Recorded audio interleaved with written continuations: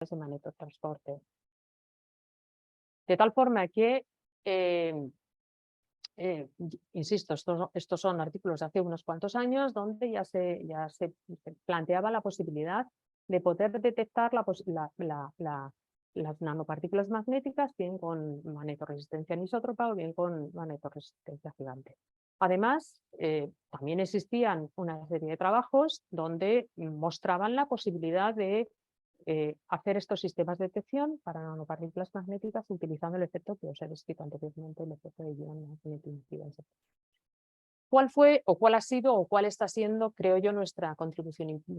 Quiero decir, nuestra contribución más novedosa en este campo es el utilizar estos términos no lineales, el descomponer el voltaje que obtenemos en un experimento de estos de ion magneto-impedance effect, descomponerlo y quedarnos con el segundo armónico y estudiarlo para ver si nos aumenta la capacidad de detección de estas nanopartículas magnéticas. Entonces hemos estado realizando una serie de estudios.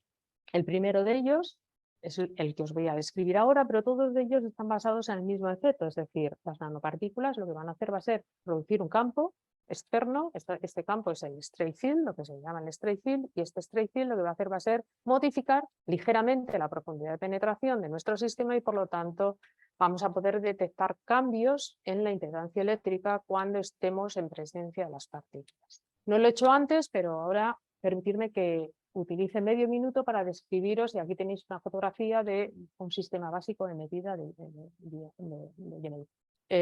básicamente lo que tenemos es un sistema para aplicar campo externo, ¿vale? Aquí pondríamos nuestro sensor y luego tenemos diferentes dispositivos para aumentar, o sea, para controlar la corriente que pasa por los carretes Helmholtz, la corriente que pasa por la muestra y diferentes dispositivos para medir el voltaje, que lo medimos fundamentalmente a través de un divisor de tensión. Esta es la forma sencilla de medir este efecto. Entonces, en este caso, además de medirlo con el osciloscopio, lo que hacíamos era medirlo con un locking, que era el que nos permitía poder discernir o separar las componentes del primero y del segundo armónico.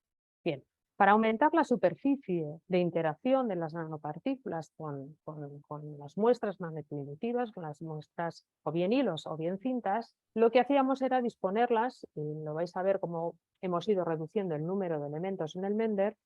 Lo que es, la traducción es meandros, lo que pasa que es que, al menos a mí, en español me suena rarísimo, meandros, pero bueno, en estructura Mender. Y básicamente son elementos de cintas, y estos serían conectores de cobre de tal forma que forman una estructura en serie. Y lo que hacíamos era analizar las curvas de magnetoimpedancia, es decir, de cómo evolucionaba la impedancia en función del campo en diferentes configuraciones. La primera de ellas era echando simplemente agua destilada para ver si observábamos algún efecto y dejábamos evaporar. Y a continuación lo que hacíamos era además poner una disolución, es decir, poner una solución en este agua de nanopartículas y ver cuáles eran las variaciones de las curvas de magnetoimpedancia cuando utilizábamos nanopartículas. En este primer estudio utilizábamos partículas de Chemicell, que son partículas muy pequeñas y son superparamagnéticas, y, bueno, típicas de magnetita. Y estos son los principales resultados.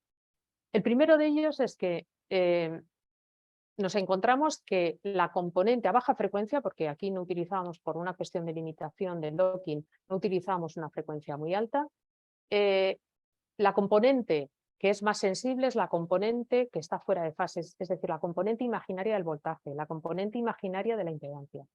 ¿Por qué? Pues porque es la componente que está más directamente relacionada con la permeabilidad a través de la autoinducción del sistema. Entonces, aquí tenéis la evolución de ese voltaje frente al campo positivo en una dirección y en otra que generan los carretes Helmholtz. Y lo que observábamos es que solamente observamos que la curva con nanopartículas se desviaba de la que teníamos inicialmente o de la que habíamos puesto agua cuando aplicábamos un campo suficientemente alto. Y obviamente, al ser partículas superparamagnéticas, estas partículas solamente éramos capaces de orientarlas, al menos parcialmente, cuando aplicábamos un campo. Es decir, que el campo que utilizábamos para medir el efecto nos permitía, a su vez, digamos, imanar parcialmente estas partículas y, por lo tanto, obtener efecto. Bien. Lo que observamos en este primer estudio es que si calculamos la variación de las variaciones máximas a alto campo con y sin nanopartículas, pues lo que observamos es que el primer armónico, es decir, el fundamental, presentaba un efecto del 4%, pero que cuando utilizamos el segundo armónico éramos capaces de ver variaciones en torno al 40%. Y además, cuando hacíamos curvas del voltaje del segundo armónico en función de la frecuencia, aquí sí que veíamos variaciones muy significativas. Porque si os dais cuenta, cuando analizamos este voltaje, el voltaje del segundo armónico, aquí ya sí que no está separado en fase y fuera de fase. Aquí es simplemente la amplitud de este voltaje. Veíamos que cuando pintábamos estas curvas en función de la frecuencia, el hecho de tener la curva inicial o cuando le habíamos puesto agua no presentaba prácticamente variaciones, pero que cuando analizábamos esa misma curva en función de la frecuencia, el voltaje en función de la frecuencia, cuando habíamos depositado previamente las partículas, observábamos una variación notable que era del orden del 22%. El problema de este sistema es que es un sistema de contacto, porque nosotros lo que hacíamos era hacer la disolución y lo que hacíamos es echar unas gotas sobre esa estructura Mender de tal forma que era medida, sensor, es decir, por mucho que luego lo laváramos, pues era muy difícil luego quitar las partículas. Antes de pasar a describiros cómo resolvimos ese problema de que fuera un sistema de contacto, hicimos otro segundo estudio donde lo que hicimos fue ampliarlo y ver qué pasaba si aumentábamos la cantidad de partículas. Y entonces, pues fue exactamente lo mismo. Aquí tenéis la señal del primer armónico, aquí la señal del segundo armónico, y las diferentes curvas son curvas en función de diferentes cantidades de nanopartículas que poníamos, desde 1 hasta 10 miligramos. Y nuevamente lo que veíamos es que tanto en el primer armónico como en el segundo armónico, y nuevamente como consecuencia de que estábamos tratando con partículas superparamagnéticas, solamente éramos capaces de observar variaciones cuando aplicábamos externamente un campo simultáneo en la medida que me permitía o que permitía parcialmente emanar estas partículas y por lo tanto crear un determinado campo extracción. Aquí veis, bueno, no me quiero entretener mucho, simplemente son las variaciones relativas a campo máximo de poner o no poner, en función, perdón, de poner o no poner nanopartículas en función de la cantidad de la masa que poníamos en esa disolución. Y como podéis ver aquí, pues para la cantidad máxima de partículas que nosotros poníamos en el caso del segundo armónico llegaban a valores del 45%, mientras que en el primer armónico no superaban el valor de un 2%. Esto lo publicamos en el Sensor Journal, en el IEE Sensor Journal, hace ya 3 años. Bien. En este mismo trabajo lo que queríamos era verificar que realmente estábamos viendo el campo que creaban esas partículas superparamagnéticas, porque claro, podríamos pensar que las partículas interaccionan con el sistema de medida y están produciendo esas variaciones que no tienen nada que ver con el campo generado por ellas. Entonces lo que hicimos fue, bueno, pues vamos a hacer los mismos experimentos, pero utilizando partículas de oro, nanopartículas de oro, que obviamente estas no van a crear ningún campo extracción. Y aquí tenéis los resultados. A mí me gustan bastante estos resultados porque ponen de manifiesto que realmente estamos midiendo la componente magnética de las partículas. En el primer armónico, si medimos a baja frecuencia, el sistema no se entera de que estamos poniendo las partículas. Os repito que el procedimiento es tener una estructura Mender, igual con las 4 cintas, hacer una disolución. En este caso estamos utilizando nanopartículas de oro y lo que hacemos es depositarlas, echar y esperar a que se evapore y ver cómo cambian estas curvas del voltaje en función del campo magnético externo generado por los carretes de gel. Aquí vemos que a baja frecuencia, cuando utilizamos estas partículas de oro, prácticamente no hay cambios, y lo que sí que observamos es que esto es, está sacado de la publicación, esto es una comparación de qué es lo que ocurre con las nanopartículas magnéticas, que es un poco más complejo. Pero en este caso, si nos fijamos en este caso, lo que observamos es que prácticamente lo único que ocurre es que las curvas, cuando echamos las nanopartículas de oro, la curva en presencia de las nanopartículas ha experimentado un desplazamiento. Eso quiere decir que existe alguna otra componente en la impedancia que probablemente sea capacitiva, que lo que está haciendo es desplazar todas las curvas, introducir una componente adicional en la impedancia, pero esa componente no depende del campo magnético. Pero lo más importante es que el segundo armónico, al contrario de lo que ocurría antes, no se entera de que estamos poniendo nanopartículas de oro sobre nuestro sistema. Luego quiere decir que este segundo armónico, efectivamente, lo que es capaz de medir la componente magnética de estas partículas. Bien, como os comentaba, nuestro interés era hacer dispositivos que pudiéramos reutilizarlos, porque si cada vez que queremos medir un conjunto de nanopartículas tenemos que coger muestras, sondarlas, etcétera, etcétera, y luego muchas veces la respuesta no, hay que tener mucho cuidado porque estas muestras amorfas iniciales, pues hay veces que presentan un comportamiento que no es del todo homogéneo. Lo que sí que interesa es que podamos reutilizar esos dispositivos sensores, es decir, interesa que construyamos dispositivos de no contacto.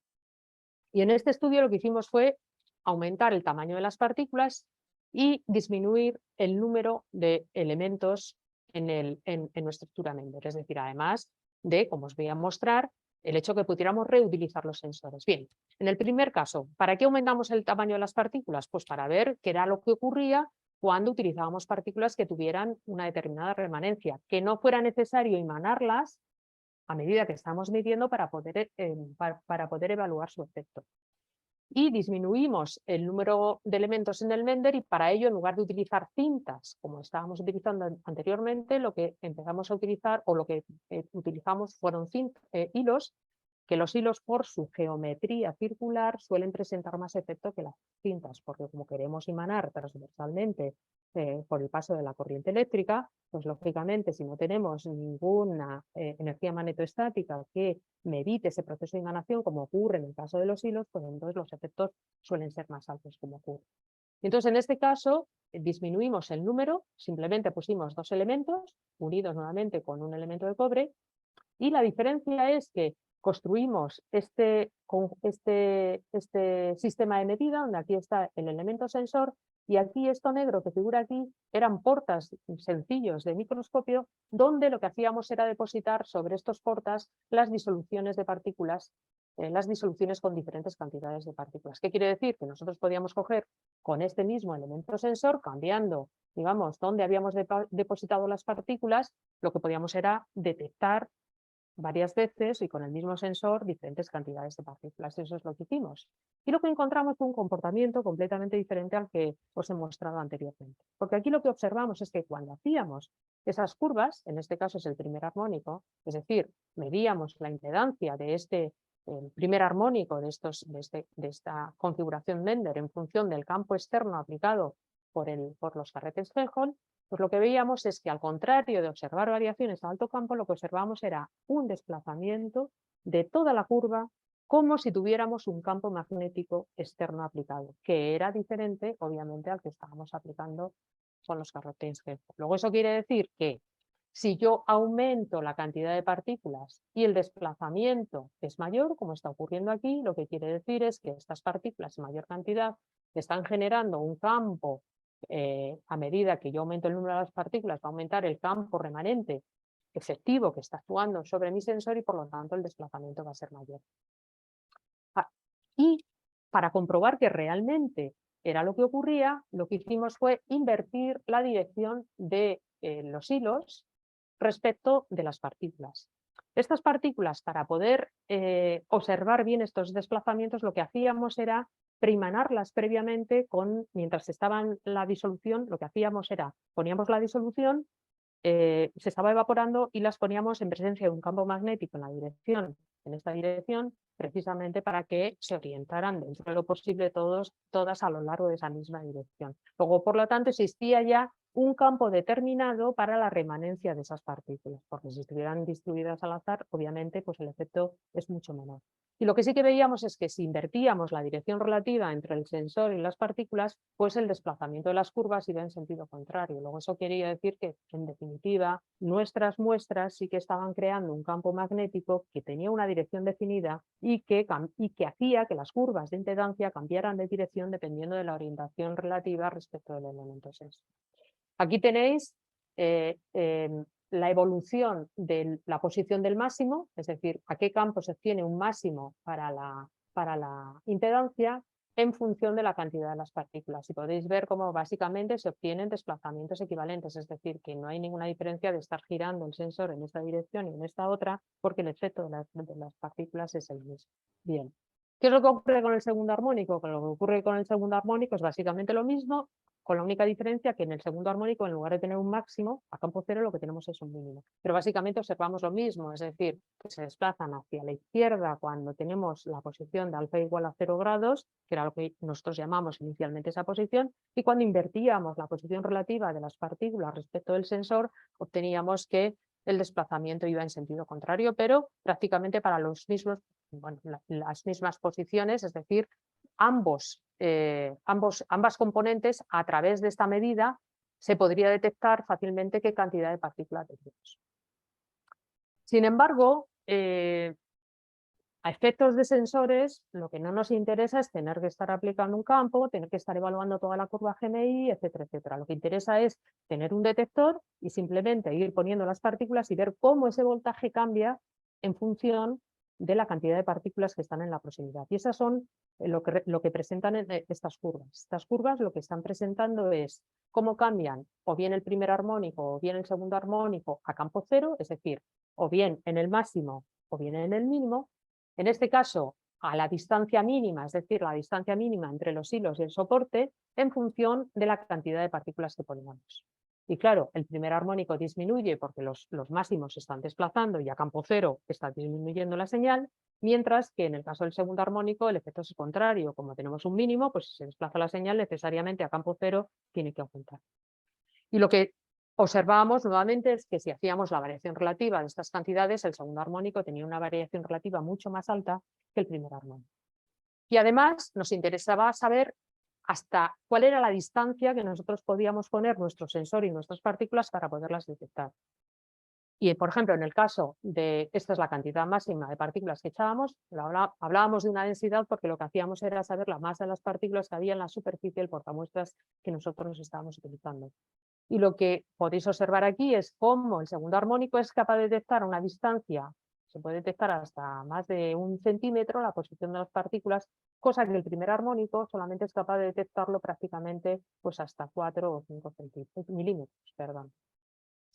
Y ya por último, lo que hicimos fue en colaboración con el Departamento de Ingeniería Eléctrica, no medir todo el proceso con un locking, sino hacer nuestra propia electrónica.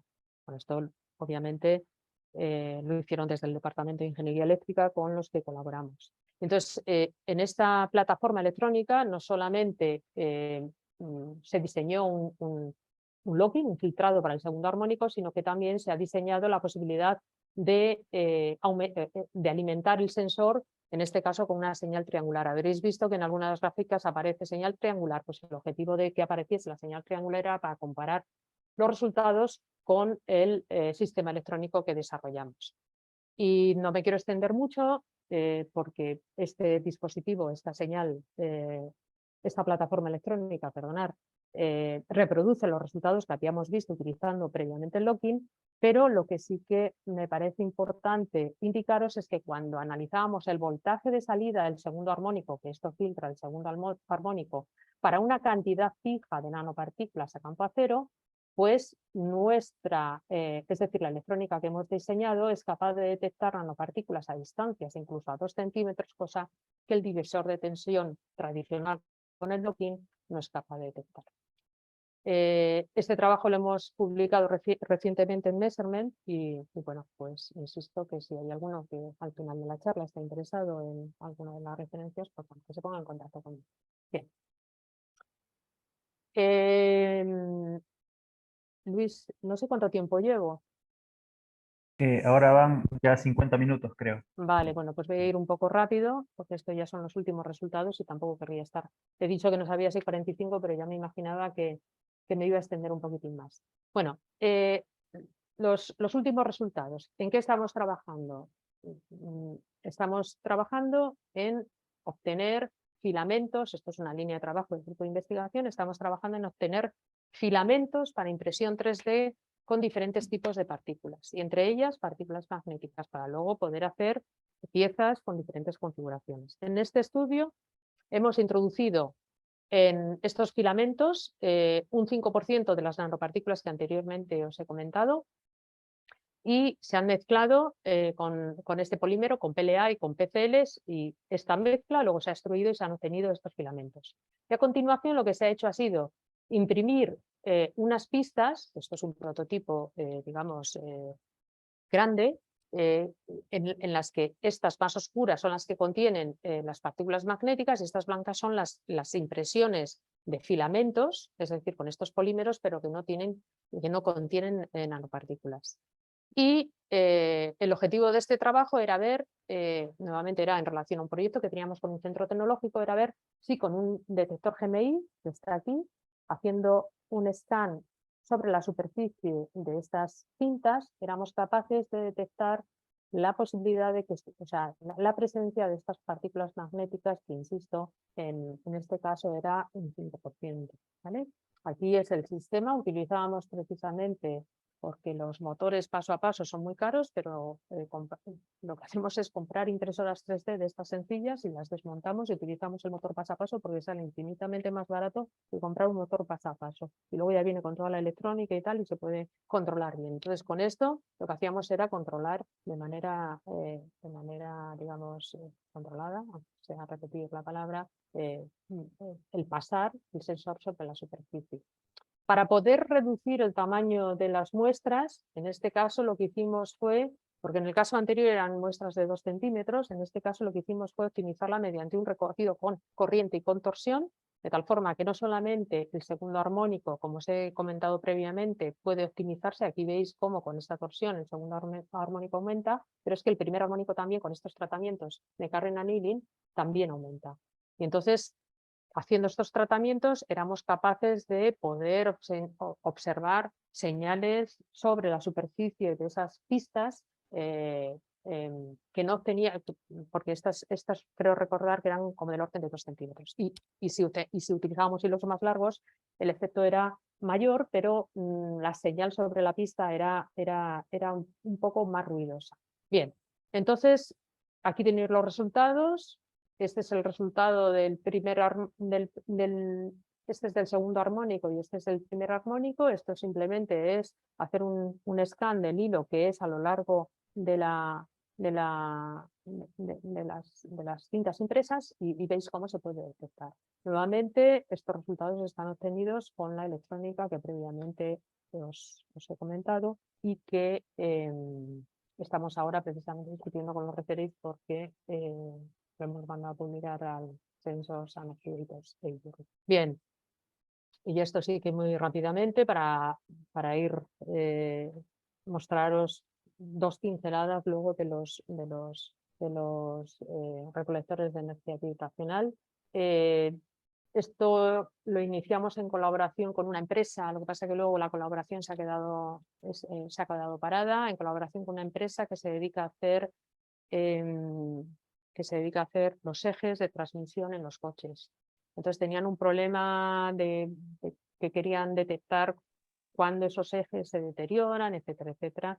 Y empezamos a trabajar en la posibilidad de detectar los defectos sobre los aceros, que son ferromagnéticos, precisamente midiendo cuáles son las variaciones de campo magnético sobre la superficie del acero por el hecho de que tenga un determinado defecto. Entonces lo que hicimos aquí en este experimento fue coger una lámina, hacerle un defecto y medir, nuevamente hacer un scanning, o sea, escanear la superficie del acero con un hilo completamente equivalente al que os he mostrado en el estudio anterior, en Carrier Annealing con torsión, y para poder medirlo, pues creo que esto es una técnica estándar que la desarrolló ya Foster en los años 50, pero realmente utilizar esta técnica de GMI pues no se utiliza mucho y la placa tiene que estar formando un circuito magnético dentro de un yoke, etcétera, etcétera. Pero bueno, los resultados importantes es que si medimos el primer armónico con un divisor de tensión, es decir, con un logging, con un divisor de tensión, etcétera, etcétera,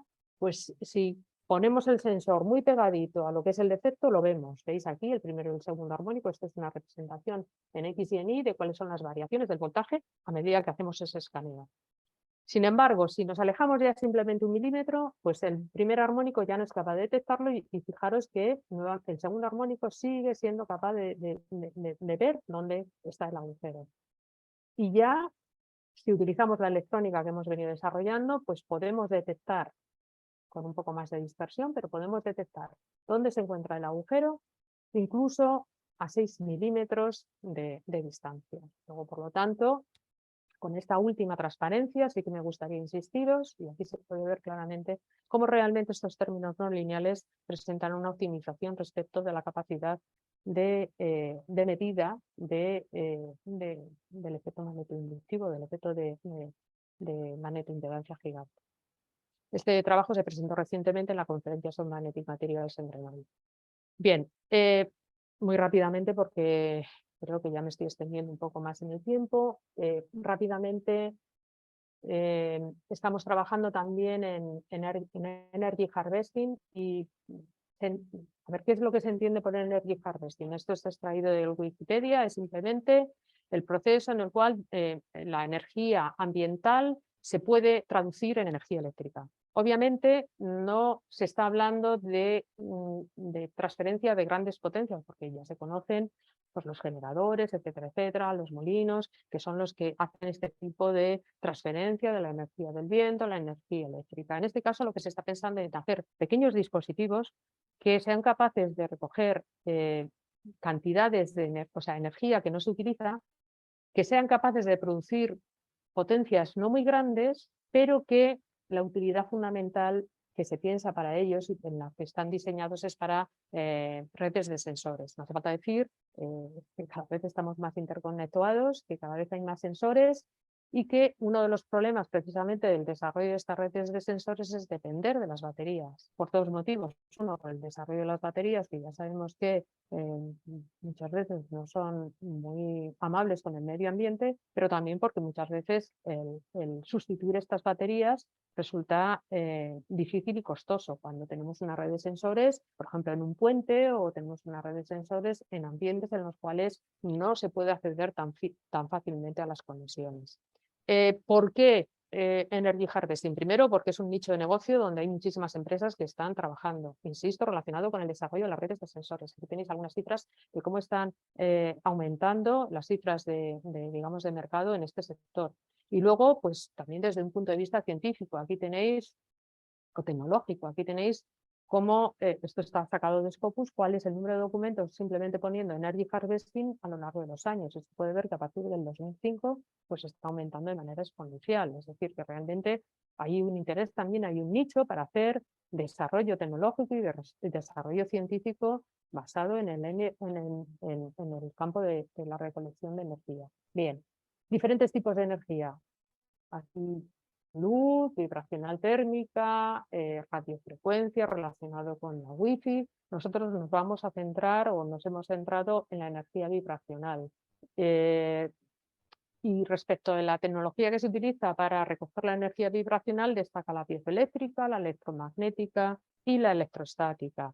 La piezoeléctrica es la más extendida y de hecho hay ya dispositivos de energía vibracional que están basados en piezoeléctricos, pero tienen un inconveniente y es que a baja frecuencia funcionan relativamente bien, es decir, porque el propio piezoeléctrico se descarga si la frecuencia no es suficientemente alta.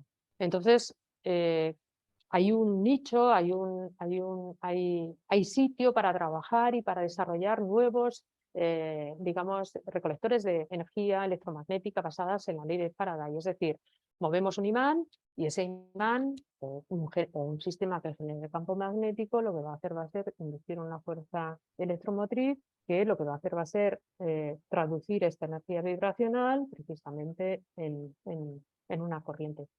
La ventaja fundamental es que permite el diseño de dispositivos de baja frecuencia, pero tiene quizás como una desventaja que no es tan grande en determinadas aplicaciones, y es que a veces los dispositivos son grandes, es decir, que pues son del orden de centímetros, o sea, no se pueden hacer, no se puede disminuir mucho el tamaño. Aquí tenéis algunos valores de frecuencia y de aceleración, pues eso, pues en puentes, en una puerta que se abre y que se cierra y que realmente son vibraciones diarias que están en el ambiente y que se desaprovechan. Sin que me odiéis brevemente, ¿en qué consisten estos dispositivos? Pues simplemente son dispositivos resonantes que tienen un marco que vibra con la frecuencia, con el sistema que está vibrando y que se le pone un muelle para poder poner, es decir, adaptar el sistema a la frecuencia de resonancia y obtener un máximo de transferencia. En el caso de los dispositivos electromagnéticos, pues lo que se hace es que con la masa inercial que está vibrando dentro de este frame, de este marco, pues lo que se le hace es unir un imán y se pone una bobina de tal forma que los desplazamientos del imán producen variaciones de flujo magnético que se recogen en esta bobina. Este es el principio básico de los sensores vibracionales, tanto si son piezoeléctricos en este caso o electromagnéticos. Este también sería el diseño, pero en el caso de los sensores electromagnéticos, nosotros lo que queremos es, o lo que estamos trabajando es sustituir este muelle, que es el que produce en definitiva la frecuencia de resonancia, por tecnología magnética, por un muelle magnético. Y aquí tenéis, bueno, pues algunos dispositivos que hemos fabricado, aquí con la frecuencia de resonancia en torno a 10 hercios, y aquí tenemos como la potencia generada obviamente es máxima en torno a la frecuencia de resonancia. Se llaman de levitación porque lo que hacen es levitar estos imanes en presencia del campo magnético generado por estos dos. Esta es la estructura que tenemos aquí, esta es la fotografía. Y se utiliza un material magnético, para un poco adaptarlo a lo que es la charla, un material magnético blando, que es el pole que se pone aquí, que es precisamente para concentrar el flujo y que la fuerza electromotriz sea óptima. Además, en cuanto a los magnetostrictivos, pues el sistema es equivalente porque se utilizan imanes, pero la estructura es muy diferente. Es decir, tenemos un cantilever que lo que hace es vibrar con la frecuencia, es decir, unido a la fuente de vibración. Y si ponemos aquí un material magnetostrictivo, lo que va a hacer es que por deformación, por efecto magnetoelástico, se va a inducir nuevamente fuerza electromotriz. Nosotros estamos trabajando en estas configuraciones que fueron planteadas por Ueno en el año 2019 y aquí tenéis algunos de los resultados. Es el equivalente a lo que publicó Ueno. Hemos empezado a trabajar en encontrar cuáles son las frecuencias de resonancia utilizando hidrogalio, como es el trabajo de Bueno, pero nuestra idea, y es en lo que estamos trabajando ahora, es sustituir estas láminas de hierro galio por aleaciones altamente magnetostrictivas basadas en aleaciones amorfas. Bueno, y ahora sí que ya he finalizado, siento haberme extendido más de una hora, espero que os haya convencido de que realmente se puede hacer tecnología fácil y de utilidad utilizando materiales magnéticos blandos que se conocen desde hace mucho tiempo. Hemos utilizado el efecto magnetoinductivo como un efecto, como una técnica para poder desarrollar diferentes tipos de dispositivos sensores que no solamente son detectores de campo magnético. Y ya por último, porque me ha pillado un poco el tiempo, pues os he querido mostrar algunos resultados en lo que estamos trabajando de poder también diseñar dispositivos que sean capaces de alimentar a sensores. Y bueno, pues este es el grupo de investigación.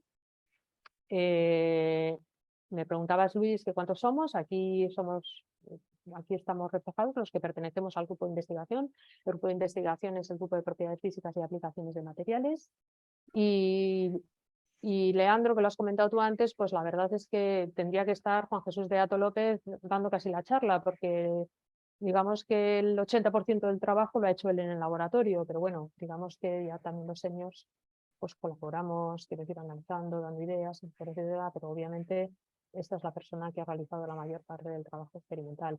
Estos son otros colaboradores y esta es la financiación del Gobierno de Navarra, que ya os he comentado que muchos de estos trabajos están hechos en colaboración con centros tecnológicos o con industrias, y bueno, pues un par de proyectos que ha financiado el trabajo relacionado con las nanopartículas magnéticas. Y ya solamente la última transparencia, porque no quiero tampoco extenderme más. Para aquellos que no sepan dónde está Pamplona, aunque suenen los Sanfermines, pues Pamplona es la capital de la región, la ciudad, o sea, la capital de la comunidad autónoma, de Navarra, que está, digamos, próxima a la frontera y que y estas son algunas citas, algunas cifras respecto de la universidad. Me hubiera gustado contaros alguna cosa más del grupo, pero creo que mejor lo dejamos. Así es que muchas gracias. Cristina, muchas gracias. Muchas gracias.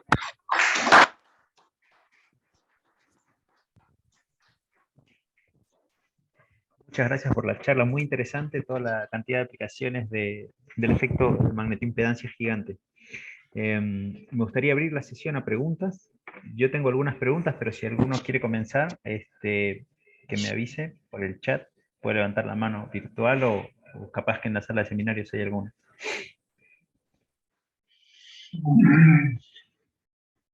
Bueno, comienzo yo, si no. En los sensores de temperatura, habías mostrado en la diapositiva 7 una imagen del sensor, no decía en ningún lado las dimensiones, pero después que lo mencionaste son de algunos milímetros, ¿no? De tamaño. El sensor de temperatura, no. El sensor de temperatura, bueno, ahí se ve en la mano, ¿vale? Bueno, espera, comparto, ¿no? ¿Está ya? O sea, está Ahí lo compartido. veo, sí. Pues a ver, el sensor ocupaba como unos 2 centímetros, una cosa así. A ver, insisto, la ventaja fundamental de este tipo de, bueno, aparte de explorar la capacidad del efecto, etcétera, etcétera, era la posibilidad de poder medir simultáneamente en esa configuración esas dos variables. Algún día de aprenderse. A ver. Después, cuando mostraste las aplicaciones con las nanopartículas, mostraste los interdigitados. Ustedes usan los interdigitados para medir la capacitancia, ¿no? Los meandros, te digo yo, que no me gusta la palabra. Eso creo que sí, no sé si es No, esto dices. O sea, sí, eso.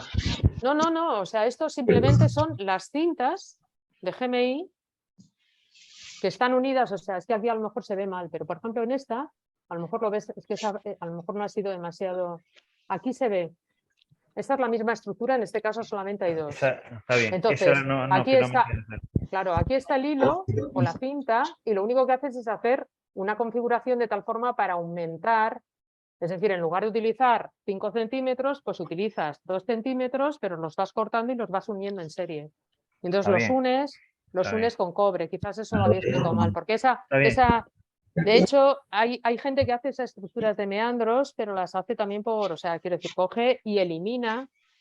O sea, nosotros ha sido coger las cintas que ya teníamos. Hay gente que lo que hace es hacer una película delgada y entonces hace una cosa bonita. ¿Me explico? El problema de la película delgada, es que tienes que subir para observar el efecto a megahercio.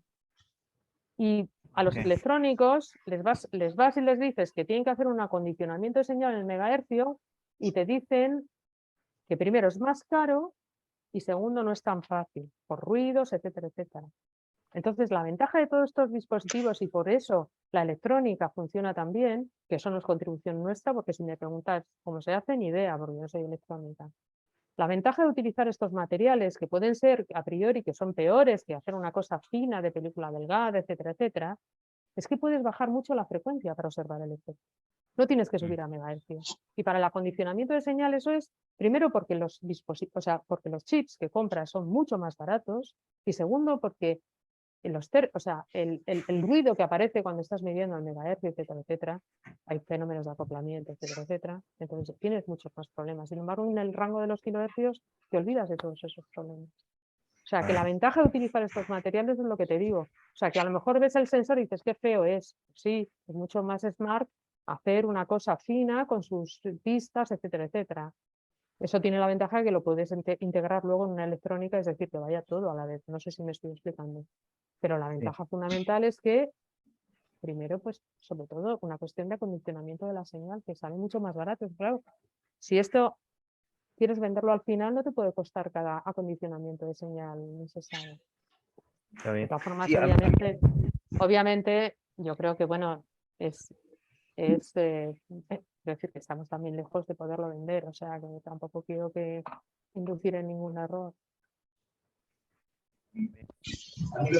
Lo que me llama la atención en la parte de hacer, por ejemplo, manualmente los meandros, esos que llamas, es si tienes por ahí efectos de torsión, incluso cuando mencionaste en las aplicaciones para el agro, cuando tú pones las cintas alrededor de los tallos, cuando la rama estaba dilatada, cuando estás Ahí, en el ahí, día y pierde tamaño, o sea, sí. cambia la posición en la que pusiste la cinta también. Incluso ahora en los meandros. O sea, la cinta no es algo No, completamente pero plano, escucha, pero sino- es que claro, he ido un poco rápido. En esos experimentos es que se pega con pegamento. Ok, O sea, ok. no es de no contacto, salvo el, pero ese funcionaba peor. O sea, el poner el imán aquí y hacer esto, este funcionaba peor que las cintas magnetoelásticas que yo te comento. Eso lo que hacíamos era pegarlo con un pegamento que utilizan los de agronomía precisamente para pegar otras cosas. Entonces lo pegabas, al principio lo pegábamos con los TITE. Y entonces, claro, lo que tú ves son las variaciones en la tensión que eso está experimentando. No tiene nada que ver con los meandros que he comentado antes. Eso es una cinta, la pegábamos, hacíamos los contactos y lo poníamos. Ok. No sé si me he explicado. Sí, sí, sí, sí, sí, está bien. Ahí en la sala hay una pregunta también, me parece que de Jan. Sí, gracias, Luis. Ahí me estás viendo, Cristina. Muchas gracias Sí, por la charla, muy interesante. Yo te quería consultar. Ustedes cuando hacen, por ejemplo, los proyectos estos que vos contaste con las empresas, sí, o sea, ustedes cuando se presentan, ya se presentan a ese tipo de proyectos con dicha empresa, digamos, y de alguna forma sí, hay dinero del gobierno, también de la claro, claro. empresa, y cuando hacen el desarrollo, ustedes se fijan, por ejemplo, por decir una formación tipo estudio de mercado, digamos, si ese tipo de sensor está ya en el mercado o no importa, y lo importante es que ustedes lo puedan desarrollar, más allá que después quizás es, no sé, si es más caro, o en qué se fijan, hacen algún A tipo de esas ver, cosas, o a lo ver, importante es que ya, ustedes bueno, puedan desarrollar y aprendan la técnica, más allá del costo final. bueno, te comento. Eh, Casi todos los proyectos, no te decirte, todos estos de aplicaciones son en colaboración con empresa, pero el dinero es público, ¿vale? Es decir, es el gobierno de Navarra el que pone el dinero para hacer este tipo de colaboraciones, ¿vale? Hay una convocatoria específica, que más lleva ya bastante tiempo, que es convenios de colaboración industria, bueno, pues universidades. Ellos también pueden pedir el dinero por su cuenta. Son proyectos que a las empresas también les interesa porque muchas veces no tienen mucho que perder en el sentido de que no es, o sea, ponen sus horas, ponen algo de dinero, pero no es como un proyecto, que hay otro tipo de proyectos en los cuales realmente la empresa tiene que poner dinero para hacer ese desarrollo. Entonces, realmente son proyectos de investigación. Lo que pasa es sobre un tema que obviamente le interesa a la empresa y luego si sale algo adelante, desarrollarlo. O sea, la empresa no se involucra en un proyecto si no ve que no le interesa absolutamente. Entonces, ¿qué es? ¿La empresa que se pone en contacto con nosotros al revés? Pues depende. Ha habido veces que ha sido la empresa la que se ha puesto en contacto y otras veces pues que nosotros hemos llamado a la empresa. O sea, porque hemos tenido unos cuantos. Entonces, luego, lo que pasa es que luego la gestión es complicada. A nosotros nos viene muy bien porque es una forma, digamos, de hacer investigación, porque todo esto ya ves que ha dado lugar a publicaciones, pero también, por ejemplo, lo de los dendrómetros con las plantas, pues a mí me pareció muy interesante porque es que es un tema que si no viene el de la empresa y te cuenta cuál es su caso, tú no puedes imaginar, o sea, yo no sabía que las plantas hacían así. ¿Y qué es lo que pasa? Pues que te cuento el caso de ese proyecto, pues que al final funcionaba. Se acabó el proyecto y había que haber dado otro paso porque, claro, lo pusimos claro, yo lo cuento y no voy a contar todos los problemas porque también tengo que intentar vender como que hemos hecho un trabajo excelente. Pero ¿cuál es el problema? Que luego aquello empezó a llover y todos los contactos se fueron, etcétera, etcétera. Entonces, claro, había que dar el siguiente paso y el siguiente paso que es hacer un prototipo que realmente sea estándar, etcétera, etcétera. Y claro, ahí o tú como investigador pones el dinero porque la universidad, bueno, como mucho te apoya se puede plantear, todavía no nos hemos planteado generar ningún spin-off. Debo reconocer que casi todos estos desarrollos al final, pues bueno, les han interesado a las empresas, pero a la hora de la verdad, pues se ha quedado ahí porque se ha acabado, son proyectos de 2 años, a la empresa le ha venido muy bien porque también muchas veces llevamos colaborando con empresas durante mucho tiempo. Y algunos sí que, bueno, pues ha habido que tener cuidado con ellos porque bueno, pues... Pero no, la verdad es que yo creo que también esa es la función de los entes públicos. Es decir, no tiene que ser, o sea, el resultado no tiene que ser únicamente sacar un producto al mercado, sino aproximar los dos sectores que yo me imagino que como en Argentina o como en España son dos sectores que trabajan de manera independiente, es decir, las empresas por un lado y la universidad por otro. Y a mí me parece que son proyectos muy interesantes porque nos empieza un poco a que las dos partes empecemos un poco a confluir y a buscar soluciones próximas. Cuando una empresa tiene un proyecto, o sea, a ver, mi experiencia es que cuando una empresa realmente tiene algo que quiere que se lo resuelvas a corto plazo, lo que hace es pagarte un contrato OTRI, lo llamamos OTRI, que es Oficina de Transferencia, ¿entiendes? Es decir, una empresa, yo que sé, que no sabe por qué no le funciona una cosa. Yo me acuerdo con unos sensores de temperatura que no sabían una cosa y tal. Y entonces, cuando es una cosa así corta, pues es que la empresa dice, vale, pues yo pago, aunque sea, y digamos, lo que se genera es para mí, porque me van a resolver un problema muy, muy concreto. Esto yo creo que son más proyectos, digamos, pues eso, son de investigación. Es que realmente se llama convocatoria de proyectos de investigación. O sea, no son convocatoria de proyectos de investigación, pero si no vas con una empresa no te lo dan. Claro, bien. No sé cómo te llamas, perdona, no me Julián. acuerdo. Julián. Julián, no Bien. sé si te he respondido, no Sí, sé sí, si en perfecto. Argentina No, sí. tenéis... Sí, la verdad que no sé si hay cosas así. O sea, o sea, nosotros la verdad que yo al menos no sé mucho, sé que hay cosas con empresas, pero no la tengo muy clara. Pero sí, acá me dicen que hay unos proyectos que es verdad que los escuché hablar y alguna vez he conocido gente que lo ha tenido, que sí, tiene que haber empresas involucradas. Así que bueno, sí, hay instrumentos parecidos, pero la verdad que no la tengo muy clara.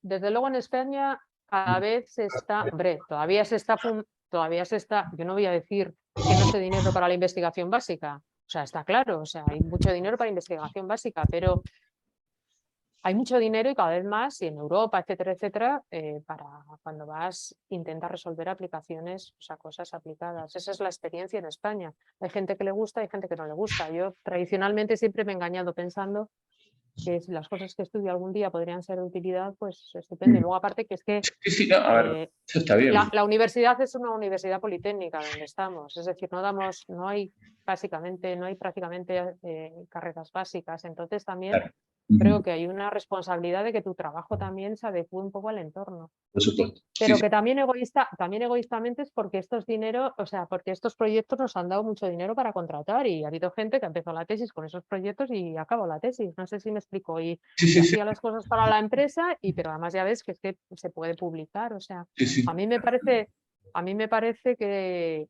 son iniciativas que realmente... luego, claro, a ver, no hay nada perfecto, ¿no? Es decir, luego hay empresas que también... Y también investigadores que abusan de las circunstancias, etcétera, Claro. etcétera. Sí. Bien. Bueno, muchas gracias, Cristina. Nada. ¿Hay alguna otra pregunta en la sala?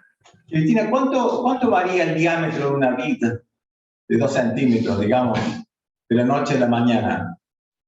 Pues lo tienes aquí, mira. Bueno. O sea, aquí son las variaciones. O sea, pues fíjate, aquí esto eran como 50 centímetros de diámetro. Y el problema de las vides, que es por lo que empezamos a trabajar también, es que es súper rugoso. Claro. Entonces, no es fácil, por ejemplo, pegarle ahí una gamba Dejarle extensible. algo, ¿no? Claro. Entonces, yo qué sé, pues las típicas son, pues sí, pueden ser, no, 50 centímetros, no, qué barbaridad. Estoy diciendo una tontería, 5 centímetros. 5 centímetros, sí. No, bien. Claro. 100 Y millones. luego, pues es que tienes que, de todas formas, esto que os presento, creedme que hicimos muchísimas pruebas.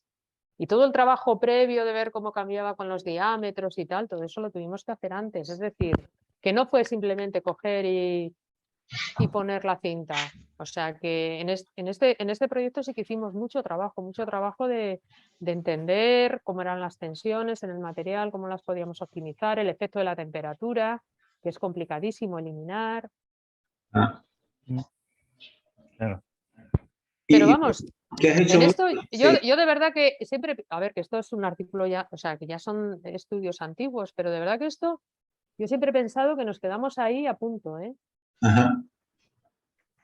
Nos quedamos ahí a punto. Quizás de todo lo que os he presentado, no sé, yo creo que fue el desarrollo que estuvo más próximo a poderlo desarrollar. Nos teníamos que haber metido a lo mejor en algún otro proyecto con una implicación más clara de las empresas o incluso haber arriesgado pero la verdad es que bueno, te atreves tampoco, ¿no? Dices, ala, ya esto se ha acabado, a por el siguiente proyecto. Pero la verdad es que además fue muy bonito. A mí la verdad es que me gustó mucho.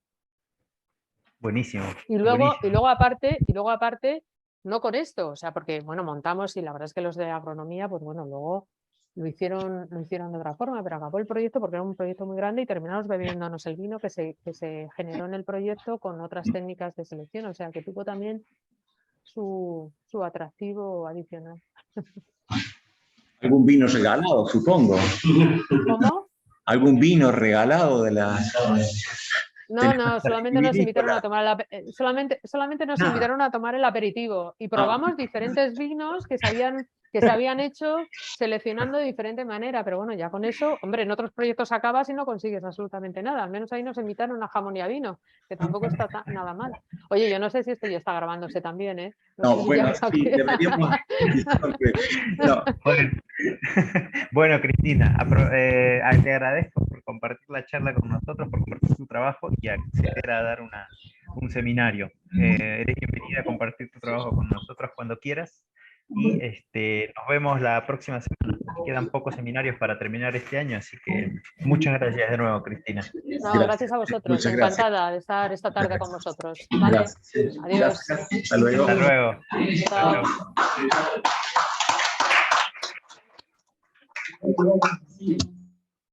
Los dejamos de grabar y los miembros del laboratorio que se queden un rato para la reunión.